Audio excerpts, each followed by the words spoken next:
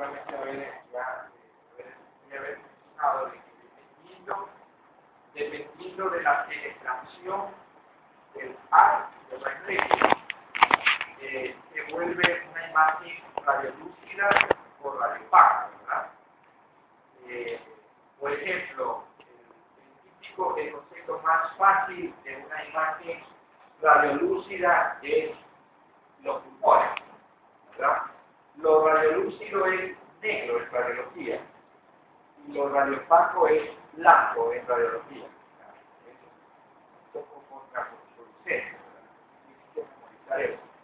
Radiolúcido, negro, radiopaco, blanco.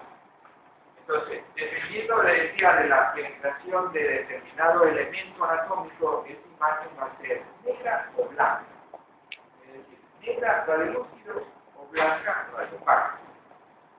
En el pulmón, los pulmones son elementos que fácilmente dejan pasar la radiación, no son elementos absorbentes, ¿verdad?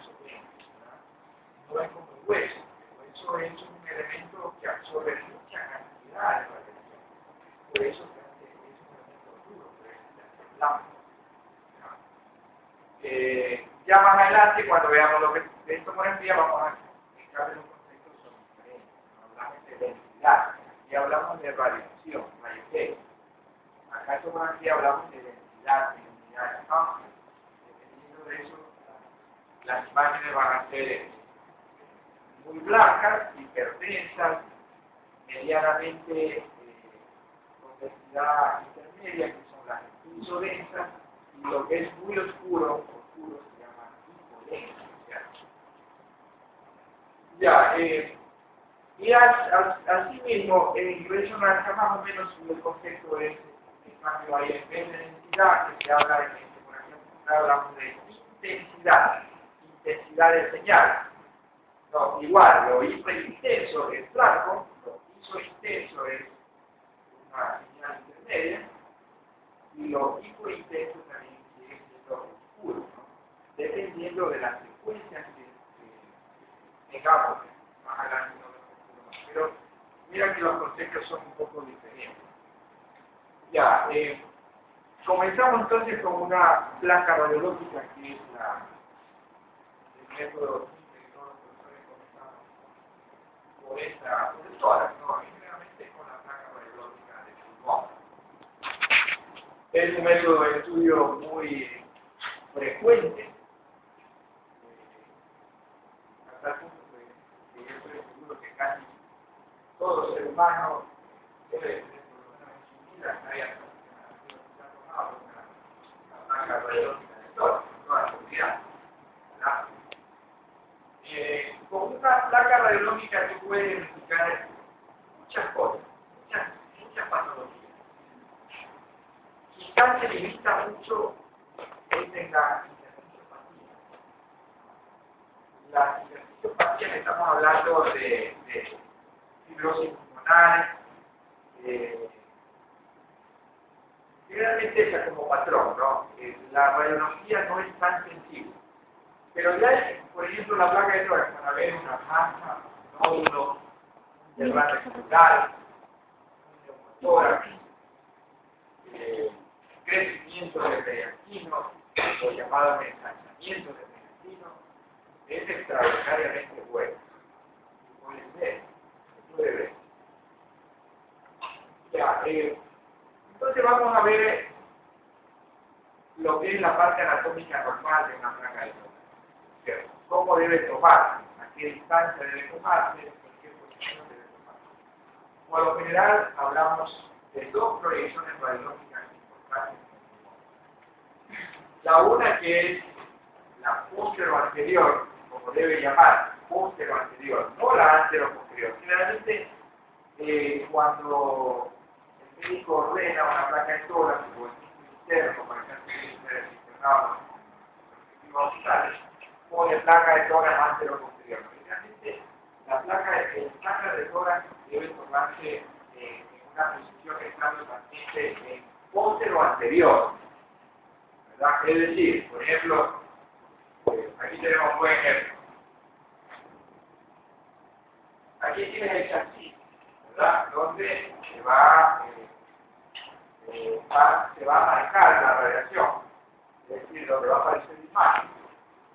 Y el paciente va en una posición así con relación al chasis, ¿no? En una posición posterior, es decir, el haz de radiación entra por espalda. Entonces es una posición posterior. Tiene características como está de tórax para que esté tomado para tener una buena imagen de la entrada de tórax.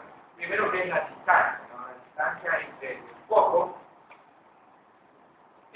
foco y el chasis debe ser mínimo a 1.5, ¿no? Mínimo 1.5 metros de distancia. Esta es una distancia adecuada. Se supone que a esa distancia la silueta cardíaca es lo más cercana a la realidad en el tamaño. Si tú tomas, por ejemplo, mucho más corta esa distancia, que puede ser a 1 metro, que lo pueden hacer, el tamaño de la silueta cardíaca se está distorsionado.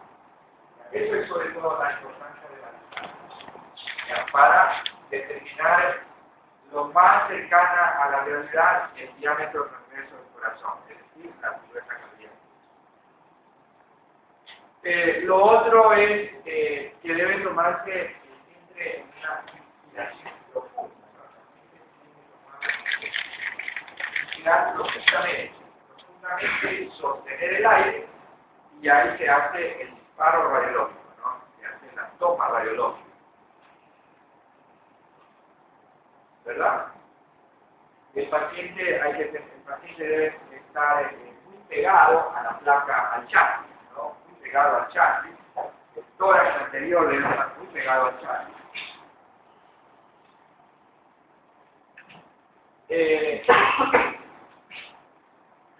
Para evitar superposiciones de imágenes, sobre todo la escápula, el borde interno de la escápula, que debe estar por fuera de la parrilla costal, entonces el paciente toma una posición con las manos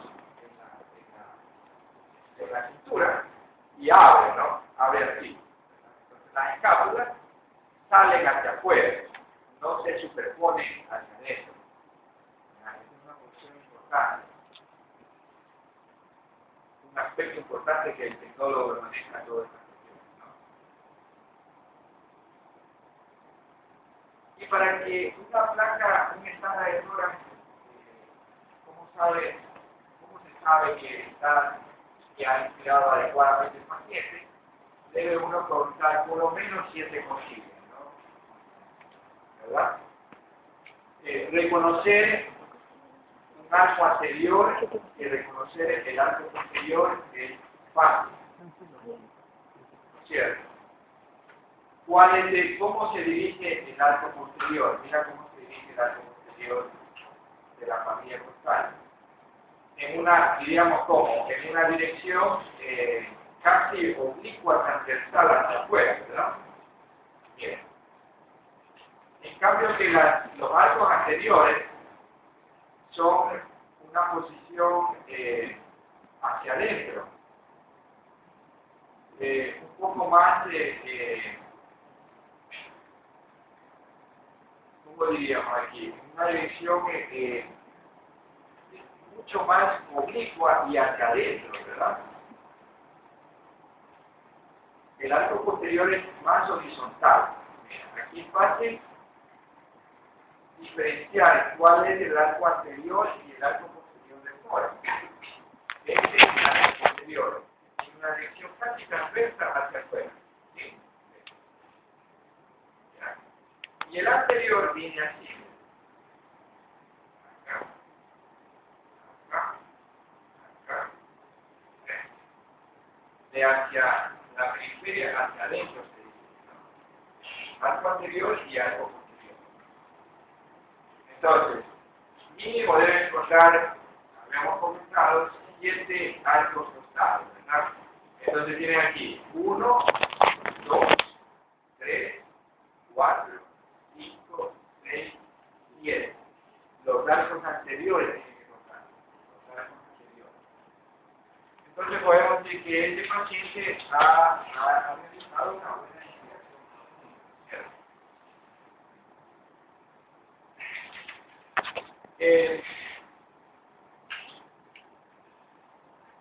La placa de tórax, ¿cómo lo dividimos para estudiarlo? Yo personalmente lo hago de la siguiente forma. Lo divido todo lo que está por encima de las clavículas. ¿No? Mira, las clavículas, una de cada lado, corresponde a la región supraclavicular o vértice pulmonar.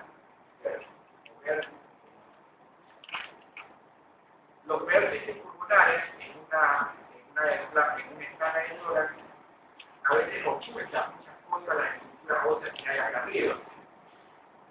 Para estudiar realmente los vértices pulmonares hay una proyección aeróbica que se llama la proyección, ¿cómo se llama? La lordótica, ¿no? La lordótica, es decir, trata de sacar las estructuras óseas que hay acá arriba. ¿Ya? Es una posición un poco media dificultosa para el paciente, pero insisto, una vez más, este es el chat. Para la lordótica, el paciente se pone en esta posición. Ahí. Vamos a caer. Un poquito así. Y mirad, ahí. Casi los hombros pegados a la pared del chat. Como el chat va en un soporte fijo, entonces el paciente como que se arrima, pega los hombros hacia atrás, y ahí. Y la proyección viene en ese sentido. Antero es así, antero posterior. ¿Ya? Con una inclinación de unos del tubo, con una inclinación del tubo rayo X muy ligera, entre unos 5 a 10 grados. ¿No? Entonces ahí se saca, sale toda la estructura ósea líquida para que se vea mejor todo el pulmonar. No tiene alguna duda, ¿no? Porque a veces aquí hay confusión, es el típico, los libros mencionan el típico de la caverna del estudiante, ¿no? Y dice, pero aquí hay una caverna, y es superposición de imagen.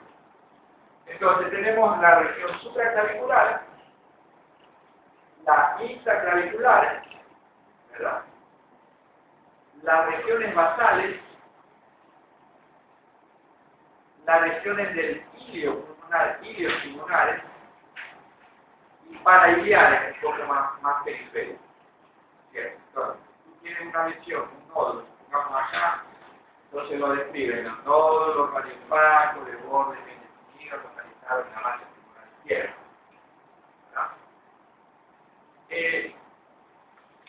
Bueno, siempre hay una marca que dice cuál es el lado, ¿cierto?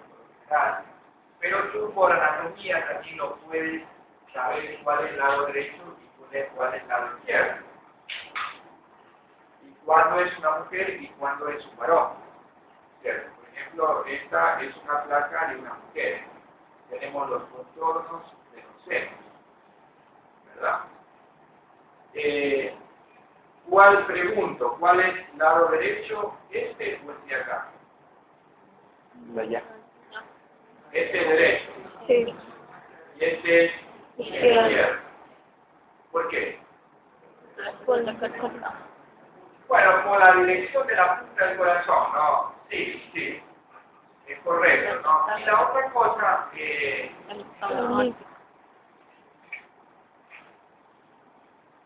otra cosa, es la cámara gástrica. Siempre se va a ver por lo general la cámara gástrica. ¿Cómo se ve la cámara gástrica? ¿Se ve? ¿Cómo se ve? ¿Radiolúcido o radiofásico? Radiolúcido, aire. Acuérdense que la cámara gástrica en el estómago que hay aire y algo de líquido, ¿no? Y al comienzo el paciente va a tener resto alimenticio, pero sí se va a ver aire. Entonces, el aire en la cámara gástrica se la va a ver un poco radiolúcida. Aquí no se ve muy bien, ¿no? Pero eso corresponde a la cámara gástrica. Entonces siempre hay que tener la mirada, cámara gástrica, buscarlo por debajo de lo que se diafragma. Ya a la izquierda, la cámara gástrica está a la izquierda. Entonces tenemos dos condiciones o dos parámetros, dos ítems para saber cuál es el lado derecho o la izquierda, ¿no? en la dirección de la punta del hueso, que siempre va a la derecha, a la izquierda, perdón, que corresponde a esto, y la otra la cámara gástrica. Y por último, siempre hay una marca que el tecnólogo lo identifica como el nombre del paciente, y ese nombre va a la derecha, que puede ser en la parte superior o en la parte inferior, pero siempre en el lado derecho. ¿Ya? Para evitar justamente esa confusión, ¿no?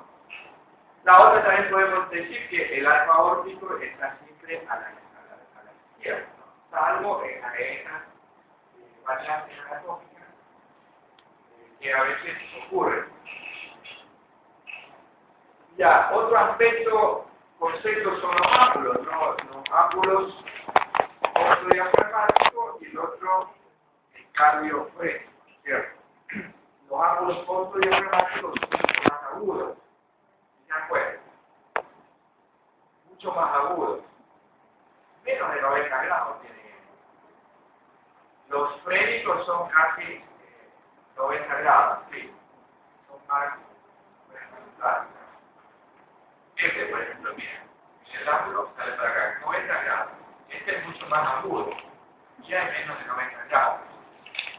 En todo caso, los ángulos ortodiafragmáticos son los más agudos. Eso como concepto, ¿no? Se va a explorar lo que se ve se ve borrado, generalmente los ángulos ortodiafragmáticos y también pueden ser los ángulos ortodiafragmáticos dependiendo del tamaño del derrame. La parte vascular en el pulmón también es importante, ¿cierto? La arteria pulmonar izquierda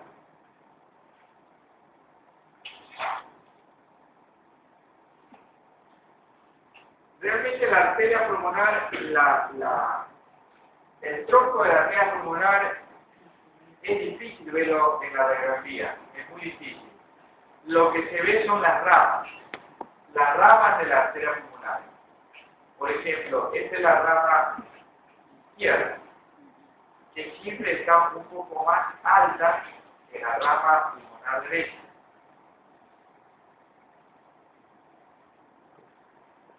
Repito, la rama pulmonar izquierda es un poco más alta que la rama derecha. Otro truquito, el diámetro de la arteria pulmonar, de la que estamos hablando de las ramas, no debe ser mayor al diámetro de la tráquea. No vemos aquí tan nítidamente las imágenes, están en otra anatomía lo voy a mostrar. Creo que esta imagen la quería ver mostradas por las variantes más adelante que hay, ¿no? Ya, como concepto, le decía, el diámetro de la arteria, de la rama de la arteria pulmonar, no debe ser mayor al diámetro de la tráquea. Otra cosa, la vascularización intrapulmonar, la de los lóbulos inferiores, tiene una dirección oblicua hacia abajo y hacia afuera. ¿Ya? La vascularización intrapulmonar en los lóbulos inferiores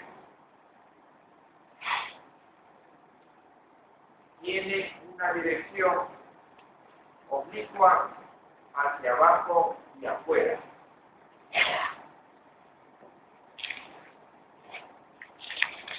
En cambio que la dirección de la vascularización, mejor dicho, en cambio la dirección de la trama vascular en los lóbulos superiores es ascendente y vertical. Y tienen diámetros menores con relación a la de los lóbulos superiores. Mira acá.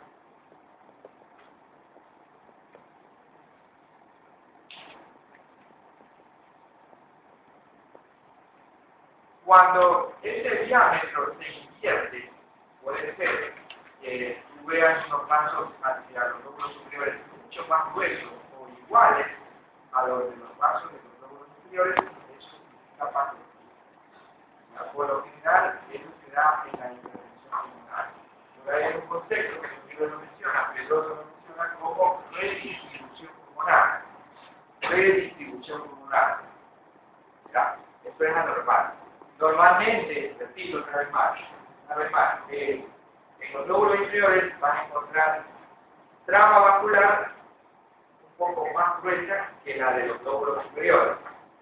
Y la dirección de la trama en los lóbulos superiores es vertical hacia arriba. En cambio, que el abajo es un poco más oblicua hacia afuera.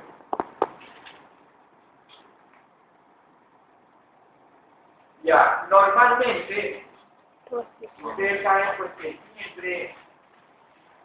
siempre donde hay bronquio, donde hay un vaso, va a haber la vena. Y donde va a haber la vena y el vaso, va a haber el bronquio, ¿cierto? Y también va a haber el linfático.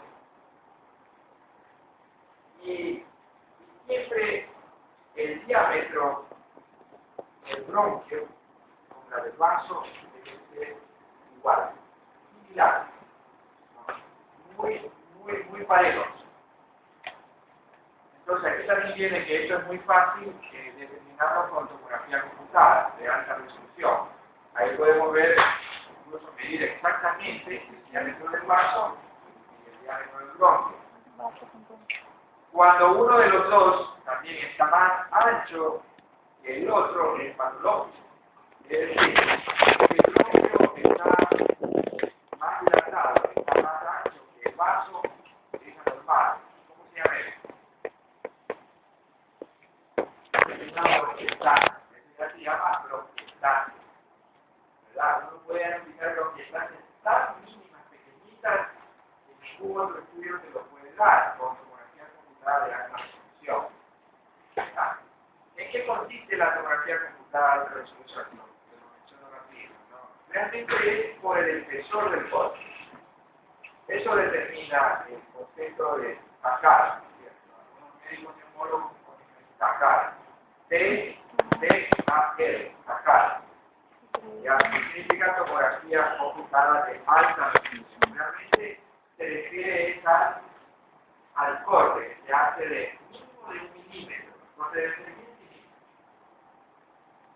milímetro. Lo contrario ocurre cuando el vaso está mucho más grueso, más ancho que el bronquiolo, también está bajo, y se da por lo general en la hipertensión pulmonar. Ya, ¿qué más podemos ver? Eso no, por radiología, lo último que les comento, ver el diámetro de los vasos bronquiolos es muy difícil, muy difícil. Salvo cuando el haz de radiación lo ha cogido en forma frontal al vaso y al bronquio. Ya hay un concepto que se llama el signo del cañón de escotella, ¿no? Tú ves el vaso y el bronquiolo. El vaso radiopático y el bronquiolo radiolúcido. No sé si es una radiología. Ya, es muy raro ver esto, pero en tomografía computada sí se puede estudiar lo que es el vaso y los bronquiolos. Ya, ¿qué más podemos ver en una placa de tórax? La placa, ¿cierto? La placa. ¿Cómo se ve la placa? La placa tiene aire. ¿Cómo lo vamos a ver? Radiolúcida, correcto, radiolúcida, ¿cierto? La tráquea debe estar siempre proyectada en la línea media, a la altura de la columna vertebral. Y aquí tiene la tráquea. ¿No? Un poquito radiopaca, no tan radiolúcida, ¿no? Un poquito negra. Pero siempre debe estar centrada en la línea media. ¿Ya? Cuando hay lesiones crónicas, crónicas, en algún lado de los vértices pulmonares, pueden tironear a la tráquea. ¿Ya? Tironear, plasma. Igual, otras patologías también pueden producir desplazamientos, ¿no? Baja, una metastasia, incluso el mismo una motora, etc. ¿Cierto? Ya, ¿qué más podemos ver en una radiografía de tórax?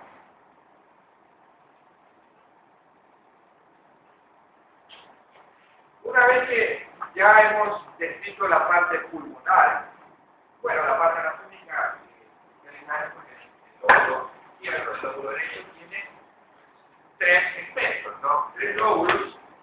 La división segmentaria es otra cosa, ¿verdad? Pero los lóbulos, por lo general en radiología, nos menciona el lóbulo superior, el lóbulo medio y el lóbulo inferior.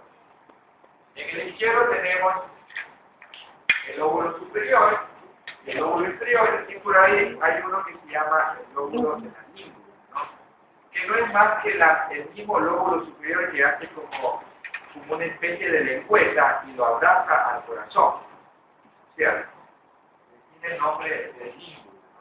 Son también llamados lóbulos medios, o sea, pueden también llamarlo lóbulo medio derecho y lóbulo medio izquierdo, que también es lo mismo. Por ahí en el lóbulo, en el pulmón derecho hay el lóbulo de Nelson. ¿Ah? Recuerden que cada lóbulo, si lo dividimos en la parte segmentaria, no me lo sé, les confieso, no me lo sé la división de los segmentos de cada lóbulo.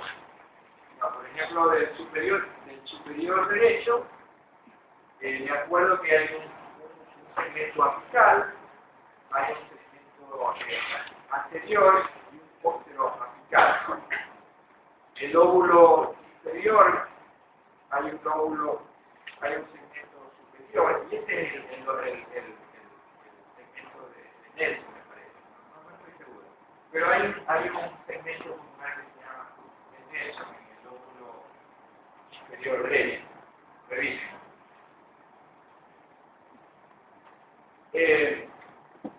Después, ¿qué nos queda? La parte de la silueta cardíaca. ¿Cierto? ¿Cómo se ve la silueta cardíaca? Se la va a ver radio opaca, blanca, ¿cierto? La silueta cardíaca va a tener un borde izquierdo y va a tener un borde derecho.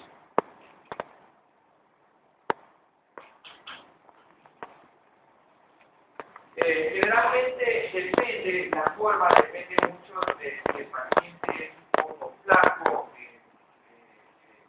ectosomático. Vas a tener, en esos pacientes van a tener una silueta cardíaca un poco así, alargada, ¿verdad? Alargada, no en gol, alargada como péndulo, ¿verdad? En cambio, en esos pacientes gorditos, clínicos, la silueta cardíaca por lo general es un poco más, como son, parece mentira, ¿no? El paciente que es un flaco tiene pulmones muy grandes, ¿ya? El pícnico tiene pulmones pequeñitos, ¿no? Entonces, se eleva por la grasa mismo intraabdominal, la presión intraabdominal se eleva, eso es diafragma, y el corazón aparece un poco más de sentido transversal, más transversal, ¿verdad? En este paciente podemos decir que es un paciente un poco, una paciente no tan gordita, que se puede ver vía la silueta cardíaca un poco pendular, ¿cierto? Pero igual, en los dos no va a cambiar la anatomía. Van a ver el borde izquierdo y el borde derecho. ¿Cómo está formado el borde izquierdo del corazón? Eso deben aprender, eso tienen que aprender con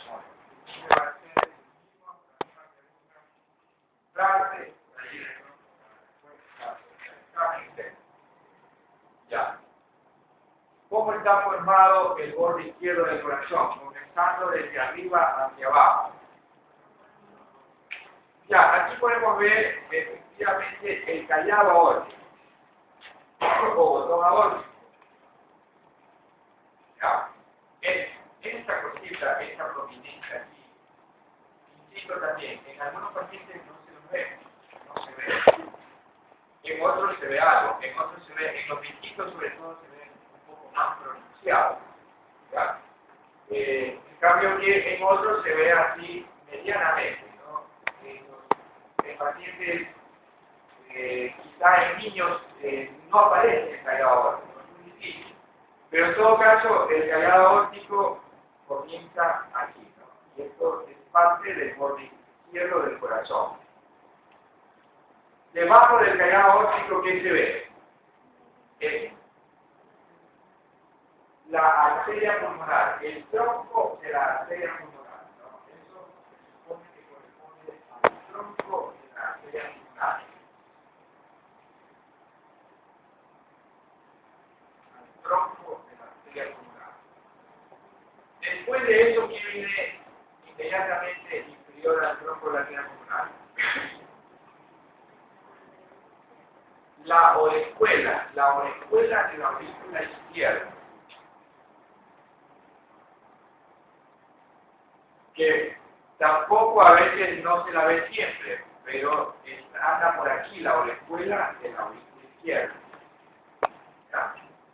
Sí, inmediatamente esto correspondería al tronco de la arteria pulmonar y por aquí la orejuela de la.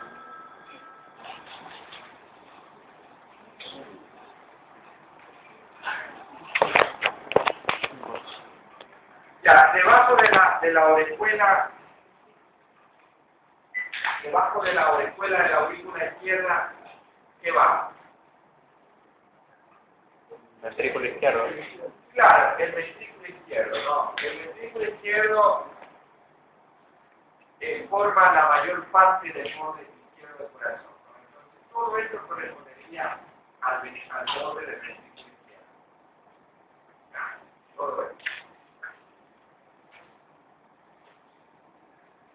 Y el borde derecho es un poco más fácil. El borde derecho hacia arriba, bien hacia arriba, está formado por la vena cava superior y parte del tronco brachiocefálico, que lo dijimos nomás como la vena cava superior, ¿verdad? Que corresponde a todo esto. Y acá corresponde a cuál? La aurícula derecha. A la aurícula derecha. La aurícula derecha, correcto. La aurícula derecha.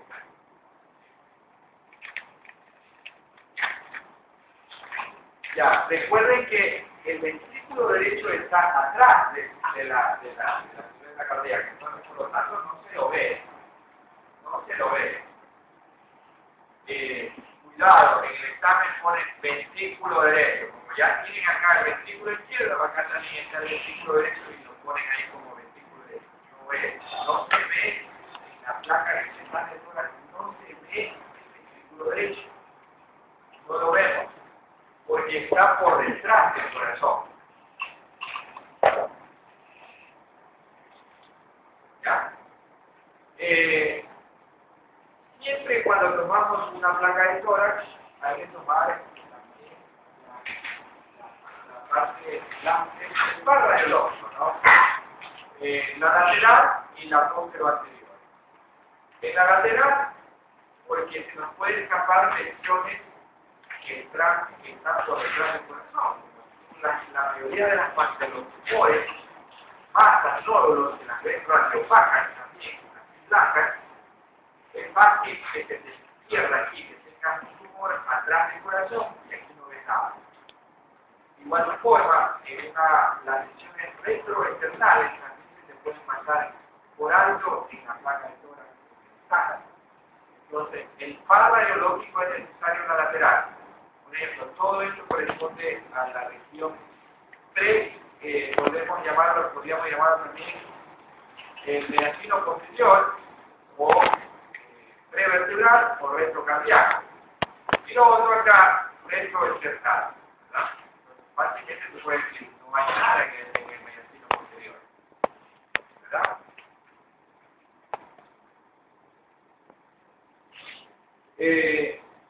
Los hemidiafragmas, si nos estaba olvidando, el derecho es un poco más alto que el izquierdo. Eso es siempre así. ¿Por qué es un poco más alto? ¿Por qué es un poco más bajo que el diafragma izquierdo? Porque ahí descansa el corazón, correcto. Por esa razón es que el diafragma izquierdo es mucho más bajo que el derecho, ¿verdad? Pregunto, ¿dónde son más frecuentemente las hernias diafragmáticas? ¿Lado izquierdo o lado derecho?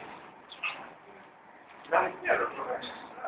Porque en el lado derecho tiene el hígado. Es muy difícil que se produzca una hernia diafragmática en el lado derecho.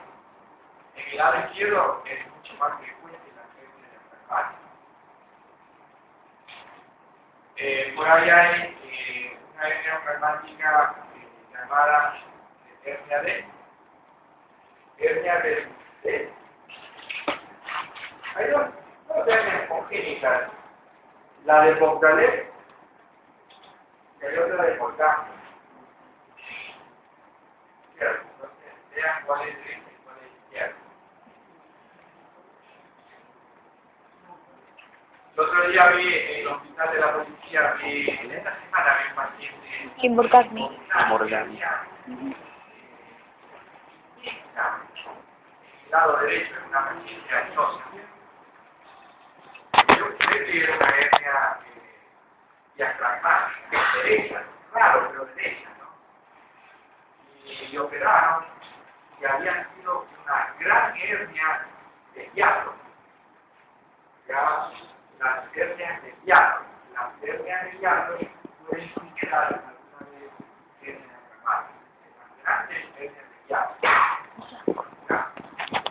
Entonces, la doctora me dice, doctor, me debe una familia. Yo dije que era una hernia diafragmática. A pesar de que es claro el lado pero se veía una cosa grandota aquí, ¿no? Y una hernia, había sido una hernia del hiato, que se metía por el hiato esofágico, y la infección en el pulmón, ¿no? Se metía del lado derecho. Bueno, moraleja, entonces alguna vez hay que pensar en hernia del hiato que puede figurar en una hernia. ¿Cómo sacar una... es frecuente encontrar el diafragma muy asimétrico, ¿no? Uno muy arriba, realmente muy asimétrico, ¿no? Que hace una defensa. Normalmente tú ves esto, ¿no? Un poquito más alto derecho y acá un poco más. Pero a veces hay una asimetría que llama la atención. Sí, el diafragma acá y el otro está acá. Y sin embargo, el paciente es un asintomático. Te va a hacer una plaqueta y puede una llama. Entonces, hay una patología que se llama la parálisis diafragmática. Por alguna situación, por trauma, por cirugía previa, los pacientes que son sometidos a cirugía cardíaca, por ahí se va a lesionar todo médico o algún filete nervioso y te hacen una parálisis diafragmática. Siempre es la pregunta, ¿o es parálisis diafragmática o es hernia diafragmática? ¿Cómo haces para descartar que sea parálisis diafragmática? ¿Por qué se le ocurre? Eso, ¿no? Si tú tienes fluoroscopía, si el equipo de rayos X tiene fluoroscopía, tú puedes le haces parar al paciente y al paciente que respire gol. Si no, si tu equipo de rayos X no tiene fluoroscopía, simplemente le van a tomar con inspiración profunda y expiración profunda. Tú ahí vas a ver el desplazamiento. Si no te desplaza, es parálisis diafragmática. ¿Sí? Ya,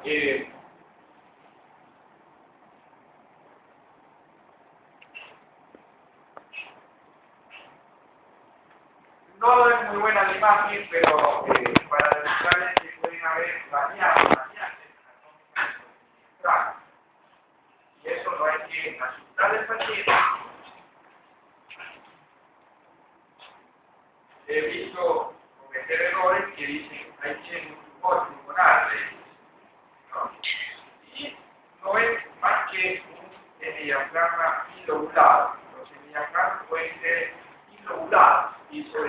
lado derecho.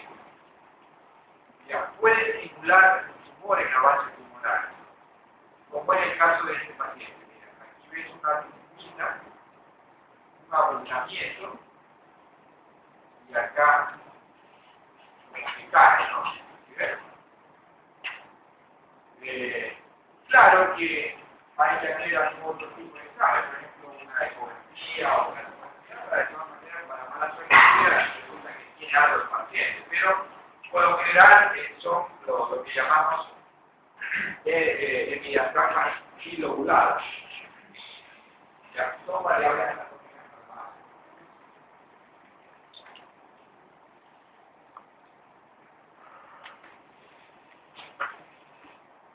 Ya, esto realmente era la infección de muscales, ¿no?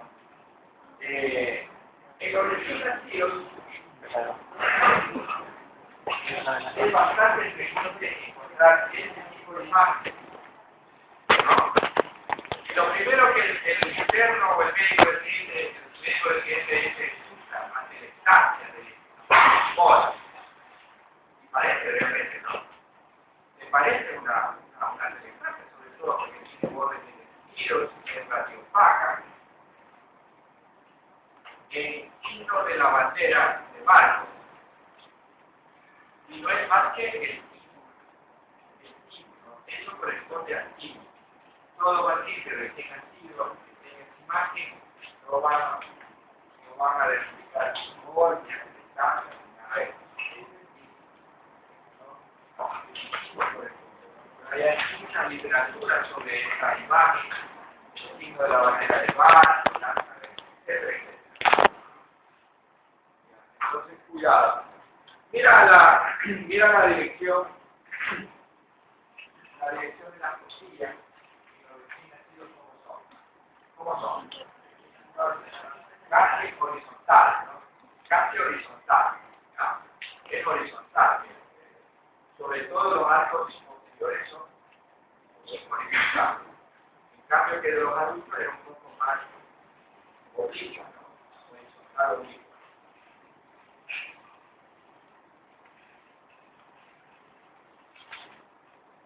En los niños es importantísimo, es muy frecuente como consulta de ciencia, me acuerdo con Alejandro Páez, que se llamaba,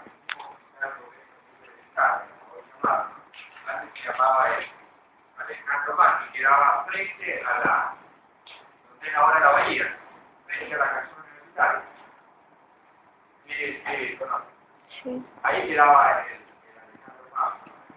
Era muy bonito, antiguo de madera, pero era muy acogedor, ¿no?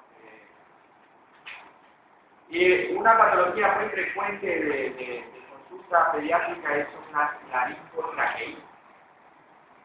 Laringotraqueitis. Este viene de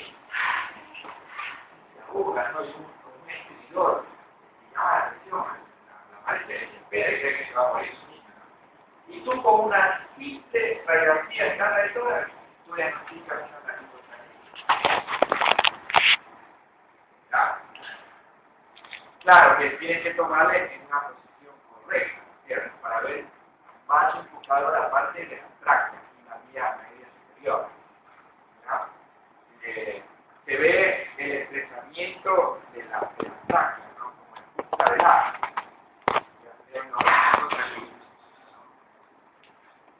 Con radiografía diagnostica eso.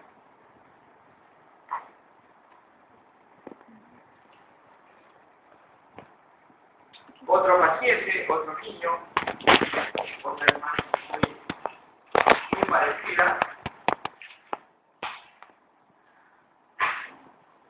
¿cierto? Este niñito que ha tomado también abarcando parte del abdomen.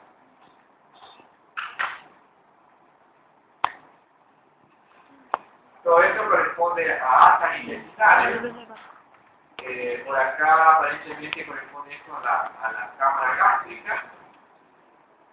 Son paredes del intestino, están un poco distendidas, hay mucha circulación de aire, ¿verdad?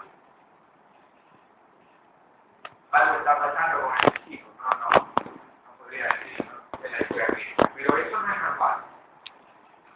podríamos hablar de edema de pared. Edema de pared.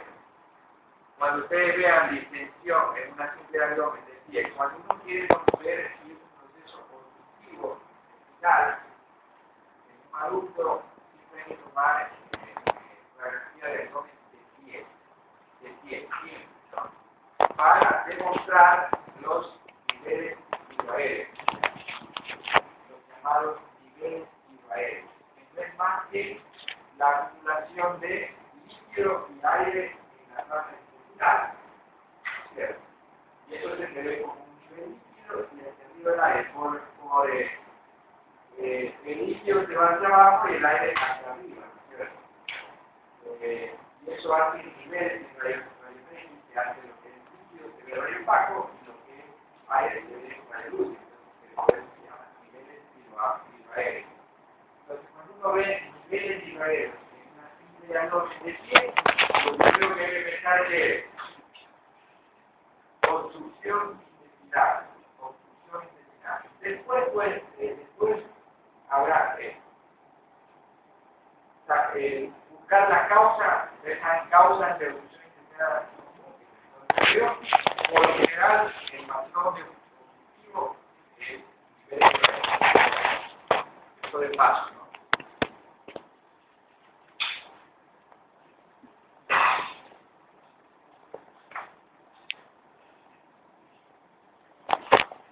Ya, esa es también una variable anatómica.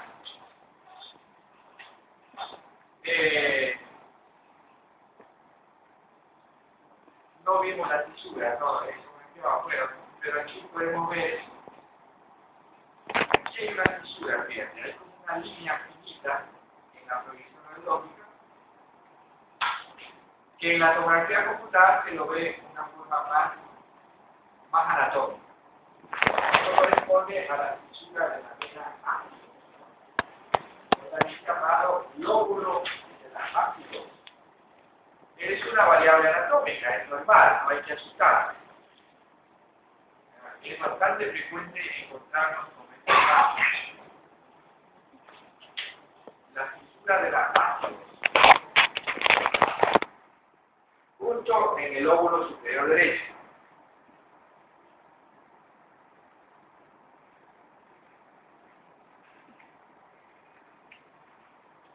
Bueno, las fisuras por rayos X no es muy frecuente encontrar. No es muy frecuente encontrar. En las proyecciones laterales está por ahí de misma existen 2 o 3 se puede ver. Y ahí es muy difícil. Pero por tomografía computada de alta resolución sí podemos ver las fisuras, ¿no? Y ustedes pues como ya tienen conocimiento de anatomía, saben que hay 2 fisuras en el lado derecho y hay una fisura en el lado izquierdo. ¿No es cierto? Vistas de frente la van a ver así. ¿No? La fisura transversa y la fisura longitudinal o mayor. Longitudinal o mayor. ¿Cierto? La fisura menor, fisura transversa, es la que divide al lóbulo medio. ¿Sí, verdad? En cambio, en el lado izquierdo van a tener solamente una fisura que divide el lóbulo superior del lóbulo inferior, nada más. Cuando hay acumulación de líquidos, puede haber, cuando hay derrames plurales, puede haber líquido acumularse sobre todo en la fisura tumores, ¿no? Y simular tumores. Hay ahí que se llaman los tumores evanescentes, o pseudotumores evanescentes, que no es más que colecciones líquidas en las fisuras. Por lo general es mucho más frecuente en la fisura menor o transversa del mismo derecho. Pero eso no significa que no puede haber una otra fisura,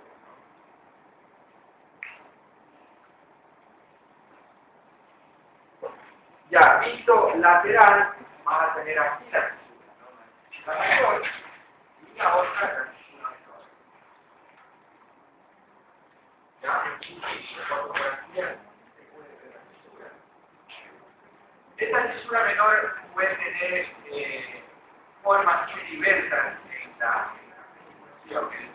variable, muy frecuente. Puede ser a veces tener una forma como de 8, en 11 cortar, etcétera. ¿No? Tiene muchas formas ahora. Entonces, esto es el lóbulo superior, lóbulo inferior, y esto es el lóbulo medio. Acá, una sola, ¿no? Lóbulo superior, lóbulo inferior. Ya,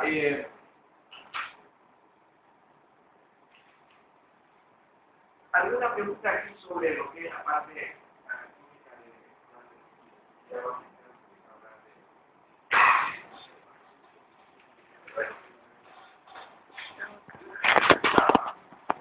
de la historia? ¿Alguien lo tiene en radiología? Sí. No hay nada que preguntar. Ya,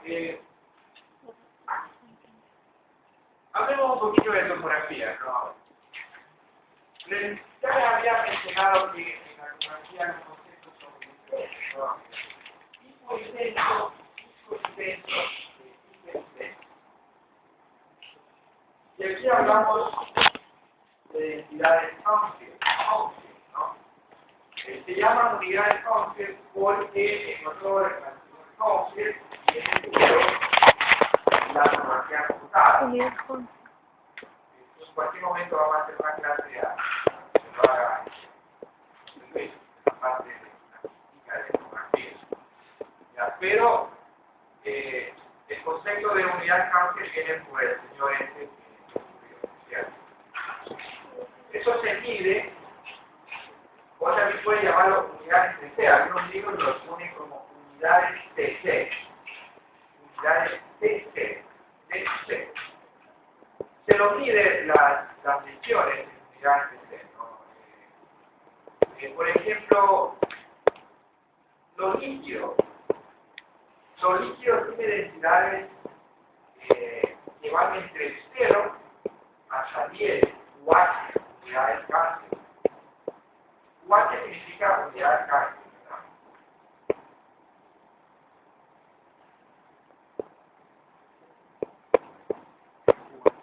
Ujú. ¿ya?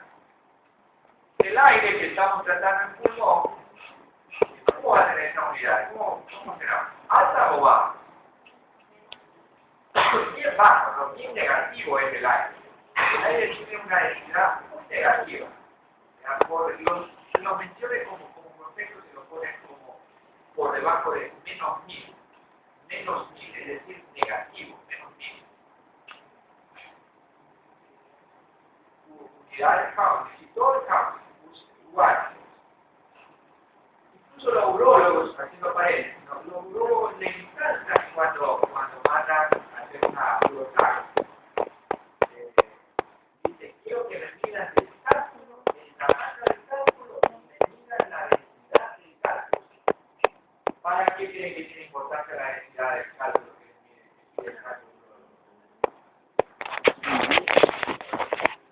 Para la litotripsia.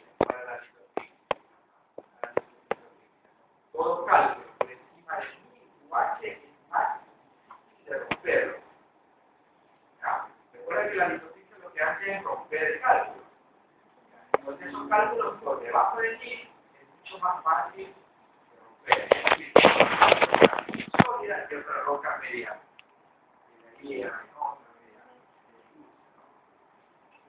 Entonces la importancia de la unidad Council. Ya, estamos acá, ¿cierto? Entonces el aire es muy negativo, menos 1000 UH. Los líquidos van entre 0 y 10 UH. El hueso, por ejemplo, lo hipertenso, a hueso, a calcificaciones, etc. Dependiendo de la composición del mismo hueso, si es un hueso compacto, un hueso compuesto, va a tener esa densidad. Pero generalmente lo podemos considerar como por encima de 200, 250 UH. No puede. Quizá el hueso compacto tiene un poco más densidad. ¿Verdad? Entonces ya sabemos lo que es iso, hipo e hiperdenso. Lo iso, siempre hablamos de una densidad intermedia, ¿verdad? Por ejemplo, el cerebro, que es el ejemplo más práctico. El cerebro, los ventrículos cerebrales que tienen agua, líquido que es para respirar. Entonces lo van a ver como hipodenso, oscuro, se ve oscuro, hipodenso.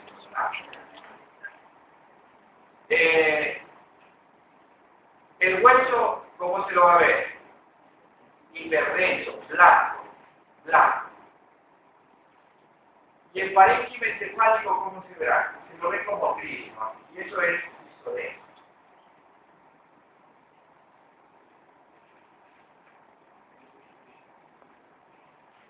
Ya, el pulmón, en tomografía hay dos ventanas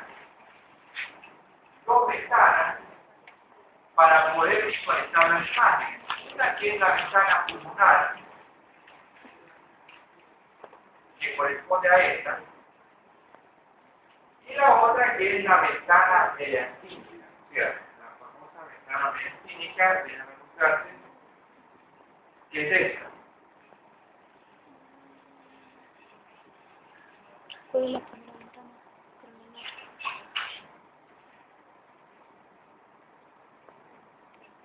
Cada ventana tiene su, en cada ventana podemos ver de una forma más adecuada ciertos elementos anatómicos. Por ejemplo, en la ventana mediastínica, que es esta, ¿qué se ve con mayor claridad? Sí, vamos a ver más la parte vascular, lo vamos a ver lo que es área cardíaca, vasos pulmonares, aorta, ¿verdad? Se va a ver una forma más adecuada, la misma, los planos musculares se van a ver también de una forma más nítida. Los planos subcutáneos grasos, la piel, el hueso. A pesar que el hueso debe estudiarse siempre con una ventana apropiada, que es la ventana ósea, ¿no? Esto de las ventanas es un juego, ¿no? Es un juego de mover las densidades nada más, ¿verdad? No es que hacen nuevamente una tomografía con ventana ósea, ventana media, no, o sea, es la misma, el mismo estudio lo que uno hace es mover la ventana, de acuerdo a eso que es uno que es pulmonar o que es hueso, no es nada otro modo. Ya, en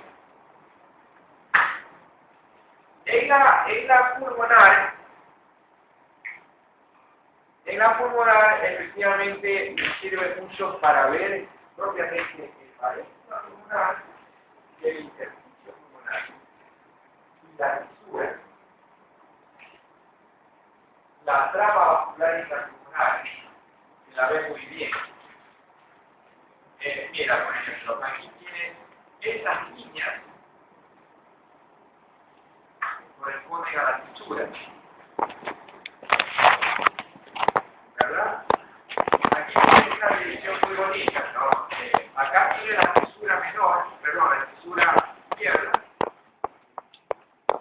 Acá tienen las dos fisuras. Esta corresponde a la fisura menor y esto corresponde a la fisura mayor del lado derecho.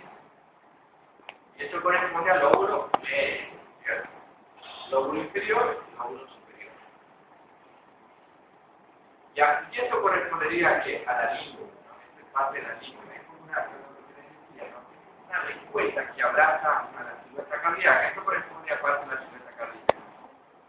¿Ya? Entonces, en esa ventana se puede determinar muy bien lo que es el intersticio pulmonar.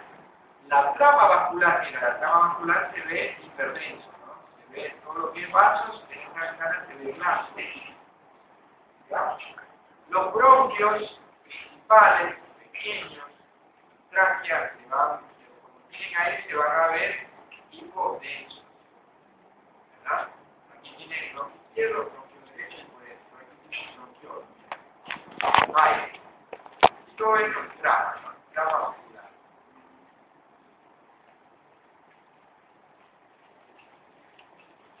estos son venitas pulmonares, no son venas pulmonares.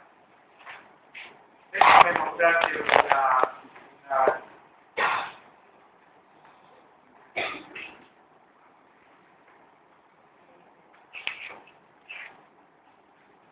no, quizá esta es patológico, no vamos a entrar en esto todavía, pero esta es para mostrarles, mira la fisura, la fisura. Esto es generalmente la posición anatómica, la variable más frecuente de expresión de la fisura menor. ¿Sí ven? ¿Ya? Esta de acá hace como un círculo, ¿no?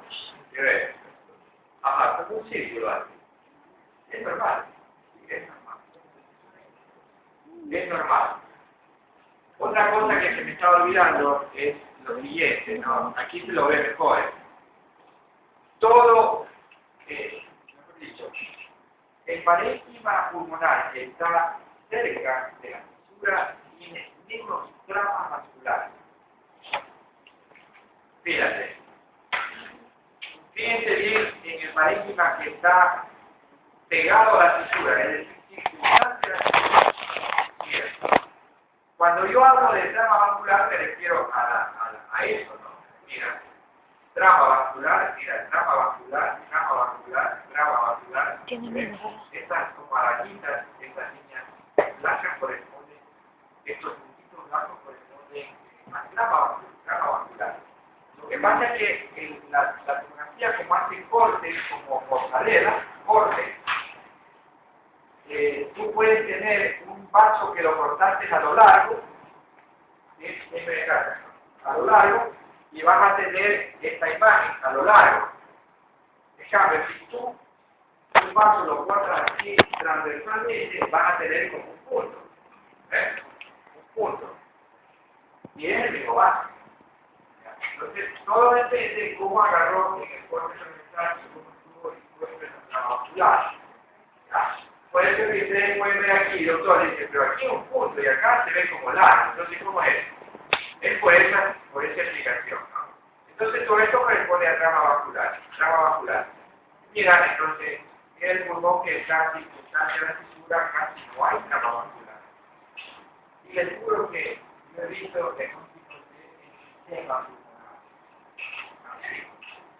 El sistema reportado. El sistema pulmonar del lóbulo medio tiene. Mira, aquí hay un sistema, una gran área del sistema. Médico especialista, psicólogo del gran prestigio aquí en la ciudad. El sistema. Y acuerdo tanto, yo trabajé en el clínico de Kiel más de 15 años. Y ahí, pues, a ver, te hacen ver todavía gente muy cliente, ¿no?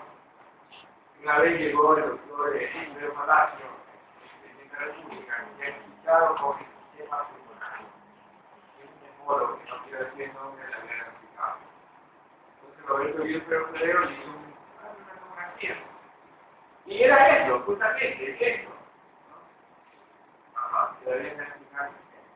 Sí, de verdad. Así que ya saben, ¿no? Un chiquito que sencillo, pero sirve.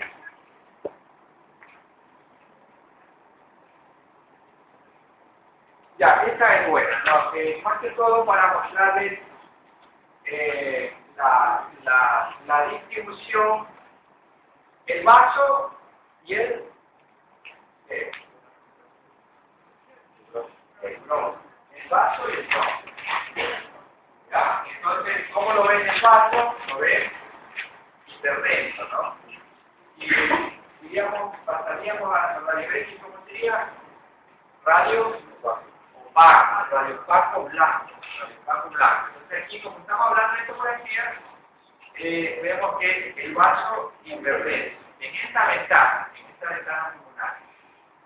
Y el bronquio lo van a ver, lo van a ver por dentro. Eso es lo normal, mira, bronquio, vaso, siempre va a haber esta disfunción anatómica, bronquio, vaso, siempre. Lo que pasa es que algunos cortes no los agarran, ¿no? Y otros sí. Ya, y cito nuevamente, cuando el corte agarró así, perpendicular, transversal al vaso y al bronquio van a tener más Y eso es lo que se llama el cañón de escopeta. El ciclo de Nelson lo describe, por ejemplo, como ciclo de cañón de escopeta. De doble cañón de escopeta. La escopeta antigua, la escopeta de comer, el que tiene el gorrito de comer. De la película, la lengua. Tiene una escopeta de doble cañón, ¿cierto? Ya, algo similar lo describieron aquí. Ya, mira, bronquio y vaso. Normalmente debe ser el mismo tamaño. El bronquio con el vaso debe ser muy parejo. Muy parejo. Ya, y hay el concepto cuando el bronquio está en un diámetro más que el vaso es patológico. O al revés, cuando el vaso tiene diámetro más que el bronquio también es patológico. Si tratamos del bronquio va a ser bronquiectasia. Y cuando es el pulmón, por lo general apunta a una hipertensión pulmonar. ¿Ya? Aquí yo podría decir que esto no es normal, ¿no? Mira que el bronquio es un poquito más grande. Podríamos decir que aquí hay pequeñas bronquiectasias. ¿Ya?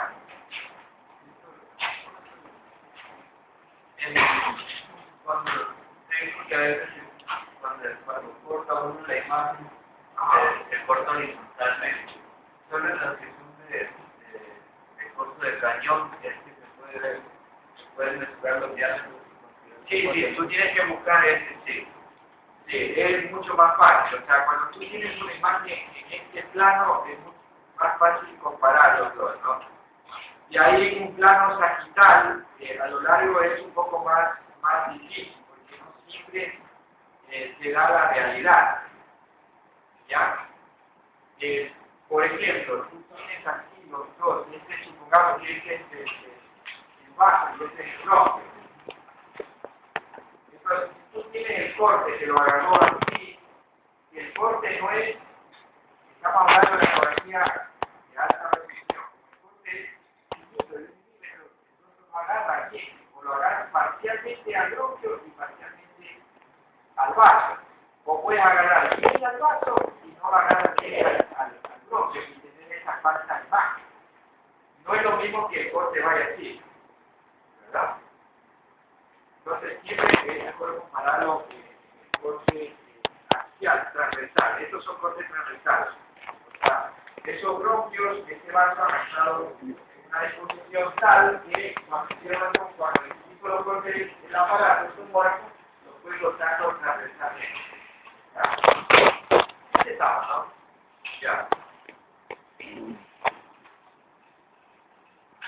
Normalmente las cebras deben verse así, ¿no? Las cebras deben ser casi imperceptibles, ¿no? Se las ve un borde muy nítido, las fisuras igual deben ser finas, la pared de los bronquios también debe ser fina. Cuando la pared del bronquio está engrosado es patológico, ¿no? Generalmente la bronquiolitis se da eso.